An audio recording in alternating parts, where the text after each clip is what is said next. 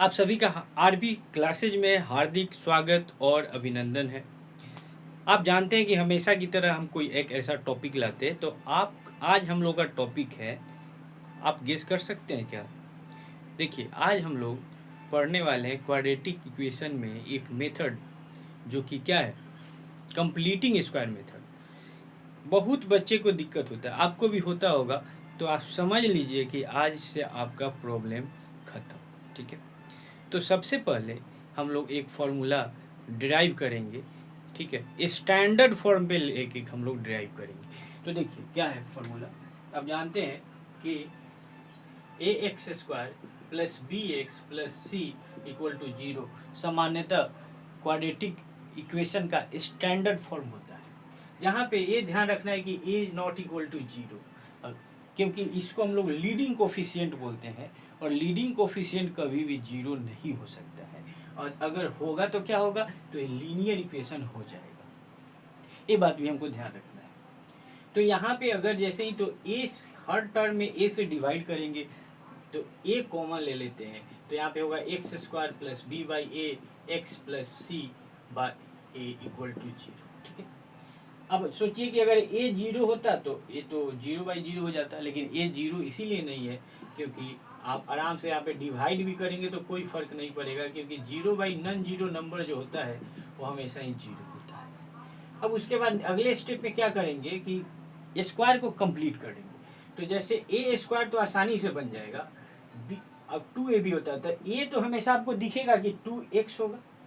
B जो होता है, इसका तरीका है कि जो बी के जगह पे है कोफिशिएंट, उसका हम हाफ कर देते हैं, तो बी बाई टू ए कर देना है। बी बाई ए का हाफ क्या होता है, बी बाई टू ए। तो यहाँ पे बी होगा और यहाँ पे फिर बी बाई टू ए का होल स्क्वायर, तो यहाँ से यहाँ तक हमारा स्क्वायर कंप्लीट हो गया।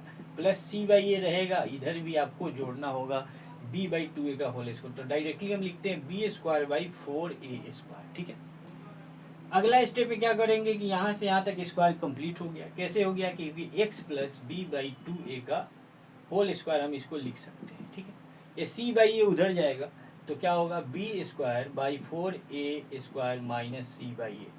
अगला स्टेप देखिए क्या होगा, x plus b by two a का होल स्क्वायर, तो यहाँ पे फोर ए स्क्वायर आप एलसीएम लीजिएगा, तो यहाँ से b square minus four a c आएगा, और जैसे ही x plus b by two a करेंगे निकालेंगे तो ये अंडर रूट हो जाएगा b square minus four a c by, यहाँ पे फोर ए स्क्वायर टू ए हो जाएगा अंदर। अब यहाँ पे ये समझना है कि जैसे ही स्क्वायर करेंगे, तो जैसे इस नंबर को किसी भी नंबर को लाना होता है तो प्लस का भी स्क्वायर करेंगे, अंडर रूट में है तो इतना ही आएगा, और माइनस का भी करेंगे तो उतना ही आएगा, इसीलिए यहाँ पे साइन प्लस माइनस लिखे। ठीक है, जैसे आप जानते हैं कि दो का स्क्वायर भी फोर होता है और माइनस टू का स्क्वायर भी फोर होता है। सिमिलरली अगर इसका स्क्वायर पॉजिटिव में करेंगे तो भी यही आएगा, नेगेटिव में करेंगे तो भी यही आएगा। इस प्रकार से यहाँ पे कोई दिक्कत नहीं आने वाला है। अब यहाँ x निकालेंगे तो इस पूरे वाले टर्म में माइनस करेंगे, तो इसको इधर लिख देते हैं minus b by two a, और यहाँ पे plus minus root b square minus four a c by two a. अब आप जानते हैं कि बेस सेम है तो एलसीएम वही हो जाएगा, और यहाँ पे अगर हम लेंगे तो minus b plus minus root b square minus four a c आ जाएगा। आप जानते हैं कि इसी को हम लोग डिस्क्रिमिनेंट बोलते हैं, b square minus four a सी को। ये नेक्स्ट पार्ट में हम लोग सीखेंगे। तो थैंक यू, धन्यवाद, जय हिंद।